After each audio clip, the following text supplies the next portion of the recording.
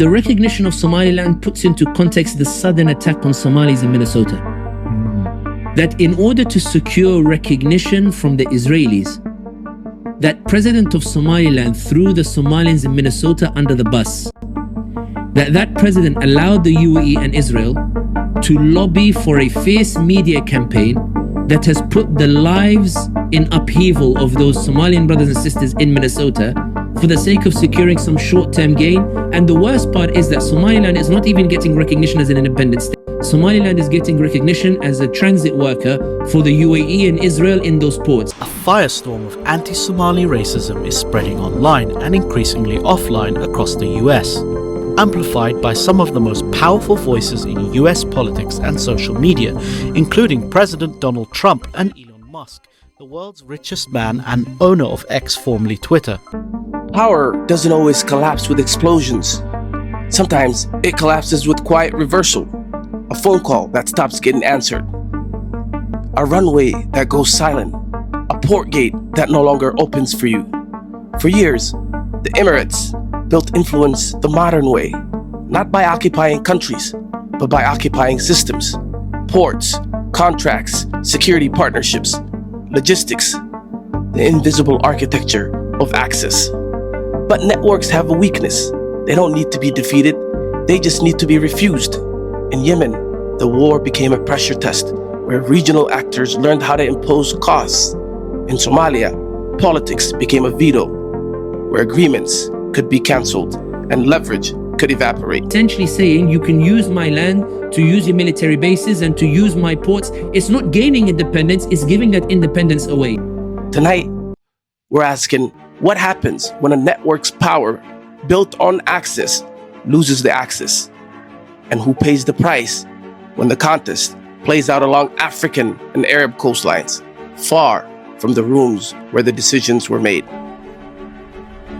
kuwaas oo xadgudubna ku ah haybadda iyo qarannimada dalkeena ka baaraan digid dheer iyo qiimayn badan kadib waxaa qasab noqotay in aan qaadanno go'aanadii shalay soo baxay ee lagu baabi'iyey heshiisyadii nagala dhaxeeyey dowladda Imaaraat. The UAE has spent millions of dollars in Western countries lobbying for anti-Muslim policies and for the designation of Islamic groups as terrorist organizations. A recent investigation by the European Parliament reveals the UAE funded a Swiss company to carry out covert disinformation and smear operations in 18 European countries, but targeting Islam, Muslims, mosques, Islamic organizations and Meanwhile, conservative journalists and right-wing influencers have begun turning up outside Somali-run daycare centres and other businesses across multiple states. They have demanded interviews, asked to see children and confronted staff, actions Somali Americans describe as intimidation and harassment. The consequences are already visible: a surge in threatening phone calls, online abuse and even the vandalization of a daycare centre.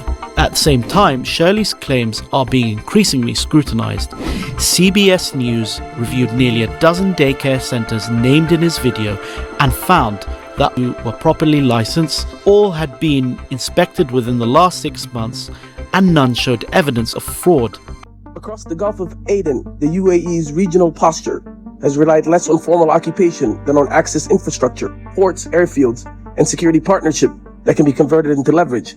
Within that wider architecture, Emirati-Israeli defense cooperation has expanded since normalization, including publicly disclosed contracts with Israeli defense firms and the unveiling of joint maritime platforms designed for surveillance and reconnaissance operations. What matters strategically is not the symbolism of partnership, but the operational logic that can follow from it. Fragmentation, parallel armed actors, and corridor control, especially around the choke point linking Yemen to the Horn of Africa. In Yemen, the UN Security Council's panel of experts has documented the centrality of the Southern Transitional Council and noted the UAE's role in encouraging political pathways that elevated the STC's position in negotiations.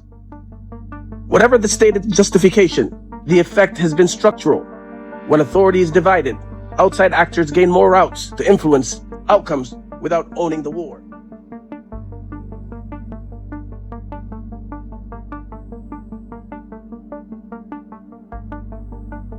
Then came a visible rupture in Yemen.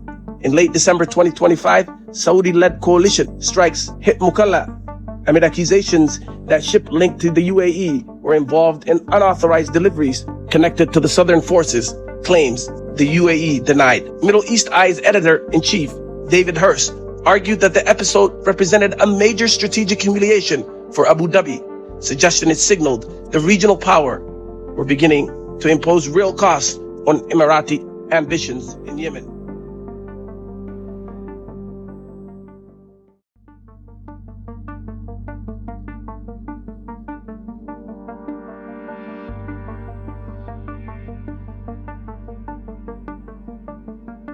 This is about sowing chaos on the streets of Minneapolis. This is about political retribution. And we in Minneapolis are suffering the brunt of it right now. Last I checked, we had only had 4 shootings. 2 of them were ICE.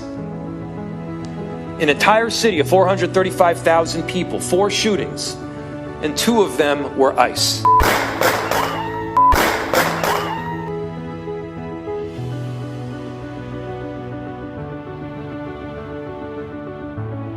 Can we talk to you? This is MAGA YouTuber Nick Shirley. Back at a daycare in Minnesota, he alleged was a fraudulent facility in a now viral video. People are going to say this is a left or right issue, but no, fraud is fraud. And so I'm not out here trying to put a twist on things.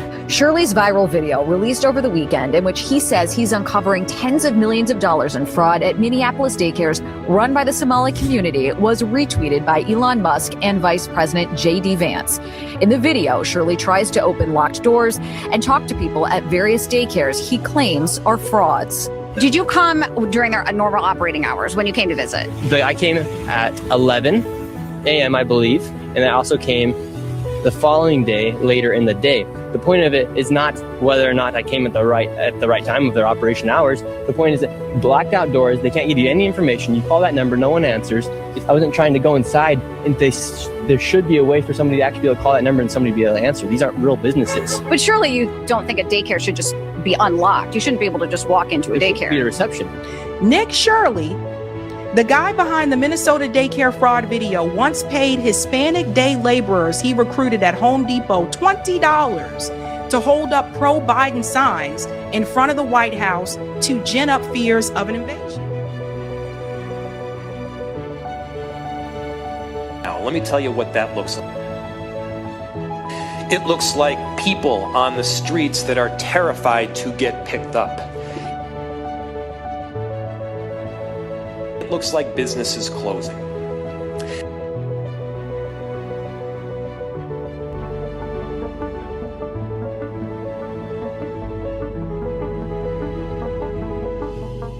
To have as wide a repercussion as the Arab Spring once had 15 years ago. What's commonly referred to in the Middle East as the real nations of the Arab world, and by that we mean nations with a significant population, have woken up to what's been happening around them.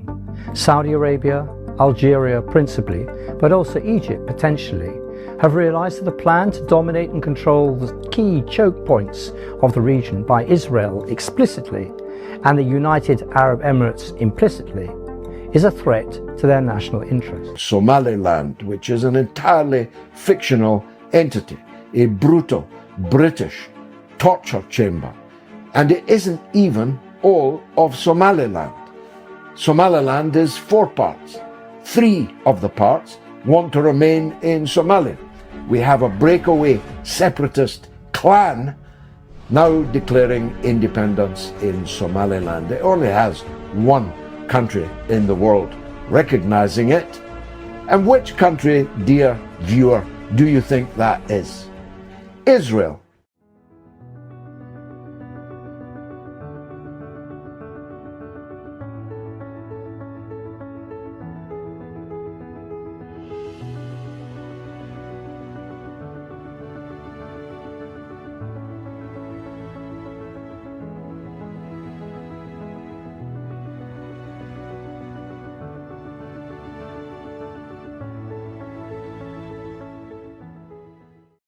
UAE even have ties with Islamophobes to try and push this idea that ordinary Muslim institutions like charities, mosques and groups have its ties to a shadowy organization that looks to usurp Western values.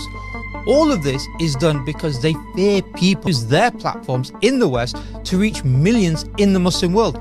That exposes their complicity, their crimes with the Israeli state. He realized that the mosque was a threat. And so their entire policy is about full control of civil prayer. Islam has always been a form of mobilizing people against tyranny. Right. And so it's a very powerful narrative, a very powerful mobilizing force. So controlling the mosque was key for the Emiratis. And so they were the first ones in the Gulf where the sermons on Friday prayers were written by the Ministry of Al-Qaf, by a secular civil authority. And so having dictators in power that the Americans can deal with, or that they can deal with, having one point of contact is always better than having to deal with a civil societal group or a democratically elected entity. They fear Islamism. I studied in Israel, and so I can tell you that the way that they frame the Muslim Brotherhood, the way that they frame political Islam, Islamism, the Arab street, and so on, it's very much the same way that the Emiratis have There's a framed it. moment when Influence Network stops expanding and starts defending itself. You can hear it in the language, you can see it in the cancellations, and you can measure it in what suddenly becomes urgent: recognition, access, narrative control. Three facts that occurred in the same arc. In Yemen, a coalition partner publicly accused the UAE of moving unauthorized military shipments, and the dispute surfaced as a rupture inside an alliance. In Somalia, the federal government moved to terminate Emirati agreements, a state reclaiming the right to say no. And in the same corridor, recognition entered the battlefield, not as symbolism, but as a legal instrument that can harden arrangements on the paper after access becomes contested on the ground. Now here's the uncomfortable part, the part most analysts treat as separate. While these reversals were unfolding abroad, Somali communities in Minnesota were being targeted at home through organized agitation, viral suspicion narratives, and a rising public hostility that did not appear gradually. It arrived in bursts. Influence works by shaping environments, by funding ecosystems, nudging institutions, amplifying frames, until the same outcome appears organic. So the question is not a conspiracy question, it's an analytical one. When a network power begins losing access overseas, what does it do to recover leverage? And who becomes the collateral in the societies where the narrative is easiest to weaponize? Tonight we trace the network, not with slogans, but with documentation, contracts, cancellation, recognition, lobbying records, and documented influence operations. Because what is at stake here is not a headline. It's who gets to decide what happens to coastlines and who pays the cost when the power struggle travels into ordinary lives.